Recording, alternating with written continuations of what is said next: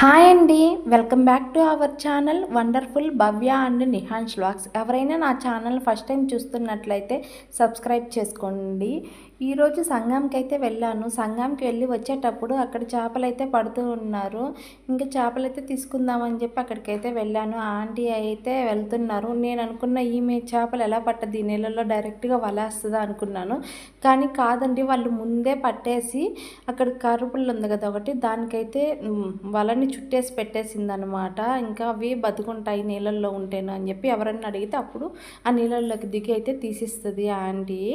తర్వాత వచ్చేసి ఇంకా మేము ఆ చేపలు అయితే తీసుకున్నాము.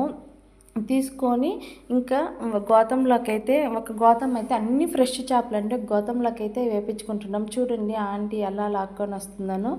అది కమ్మి, ఒక ఇనప కమ్మీనైతే అక్కడ గుచ్చిపెట్టారు. ఇంకా చూడండి చేపలు చాలా ఫ్రెష్ చేపలండి.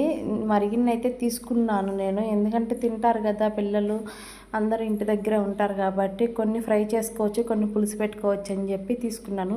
ఇన్ని చేపలు అయితే తీసుకున్నాను. కానీ ఇంటికి వెళ్ళిన తర్వాత మా అమ్మ అయితే తిట్టద్దని నాకు తెలుసు, ఎందుకంటే అవన్నీ మా అమ్మ తోమాలి ఒక్కటే కాబట్టి.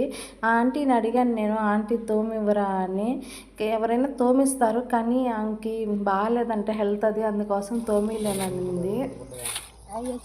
బొడ్డేలాగా మా అమ్మ తామలాగా తిట్టద్దేమో, తిట్టద్దు మా అమ్మ అందరా. నేను అనుకున్నట్టే ఇంటికి వెళ్ళిన తర్వాత మా అమ్మ అయితే తిట్టిందండి, ఇన్ని చేపలు తెచ్చావు ఎవరు తోముతారు అవన్నీ అని. ఇంకా ఆమె ఎండలోనే కూర్చొని అవన్నీ తోమేసింది.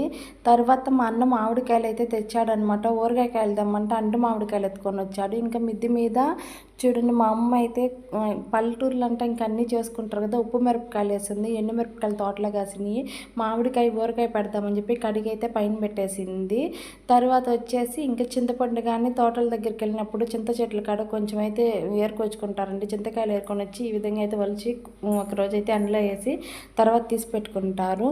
ఈ మామిడికాయలు వచ్చేసి మా అన్న అయితే తీసుకొని వచ్చాడు. ఊరగాయ కాయలు తెమ్మంటే ఈ కాయలు అయితే ఎత్తుకొని వచ్చిండు. సరేలే ఇంకా ఏదైతే ముందు కొద్దిగా ఊరగాయ పెట్టించుకుందాము అమ్మని అడిగి, ఎక్కువ రోజులు ఉండకపోయినా కానీ కొద్ది రోజులైనా తినొచ్చు కదా అని చెప్పి కడిగి అయితే ఆరబెట్టేసాము. ఈ కాయల్ని ఆరబెట్టేసిన తర్వాత కట్ చేసి ఇంక ఉప్పు కారం వేసి అయితే ఊరగాయ అయితే పెడతారు. వీటిల్లో కొన్ని ఊరగాయకాయలు కానీ ఉన్నాయండి, అన్నీ ఎండు మామిడికాయలే కాదు, నీలంకాయలు ఊరగాయకాయలు కానీ ఉన్నాయి.